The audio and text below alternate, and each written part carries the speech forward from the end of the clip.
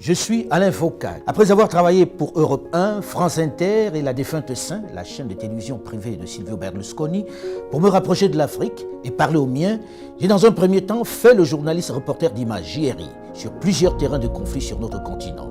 Le Congo, la RDC, ex-Zaïre, la Somalie et le Rwanda.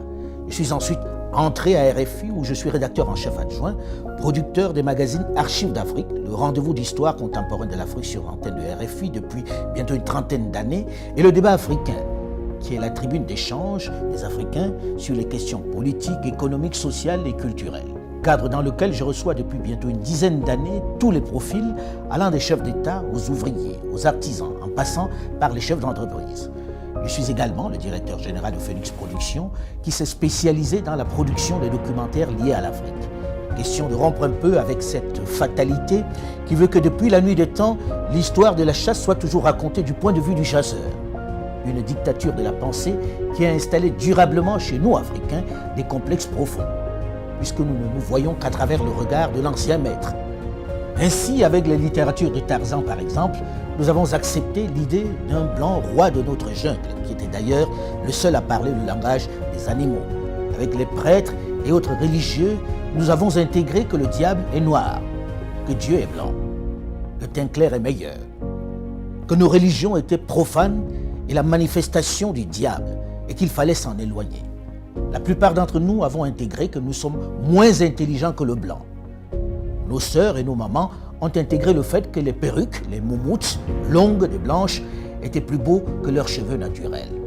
Il est venu le moment de sortir de cet obscurantisme. Il est venu le moment pour une jeunesse désormais bien formée et ouverte sur le monde, d'élaborer le narratif des Africains, de raconter notre histoire, de magnifier nos valeurs, de vulgariser notre savoir, notre conception de la vie. Bref, de récupérer la parole qui nous a été arrachée et de parler de nous, sans complexe, avec fierté.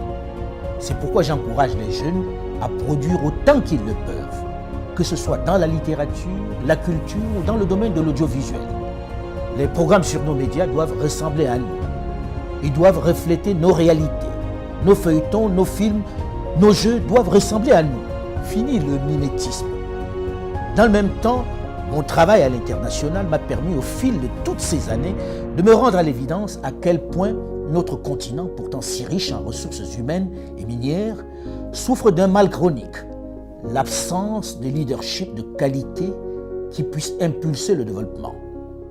Pendant longtemps, les diplômés, les cadres se sont trop contentés de gagner leur vie dans de grosses structures, abandonnant trop souvent à des aventuriers, des voyous de tout poil la gestion de notre bien commun. Des politiques sans vergogne qui se sont enrichis, plongeant nos pays dans l'abîme et le chaos. Il devient urgent pour cette jeunesse bien formée, avec de vrais rêves et de réels potentiels, de s'engager en politique pour donner un cap à nos territoires. C'est eux qui doivent mettre un terme à cette pandémie qui fait plus de victimes que le paludisme, Ebola et le Covid-19. Il faut s'engager en masse en politique et travailler à changer les paradigmes. Il faut arrêter de laisser cette activité à des vieux essentiellement mus par la volonté de se maintenir aux affaires alors qu'ils n'ont aucun projet pour leur pays, alors que leur avenir est derrière eux. Une chose est certaine, et c'est triste de le dire, ma génération et celle de mes aînés ont échoué à développer l'Afrique. Mais vous, les plus jeunes, aurez moins d'excuses puisque vous avez les armes pour renverser la vapeur. La balle est dans votre camp.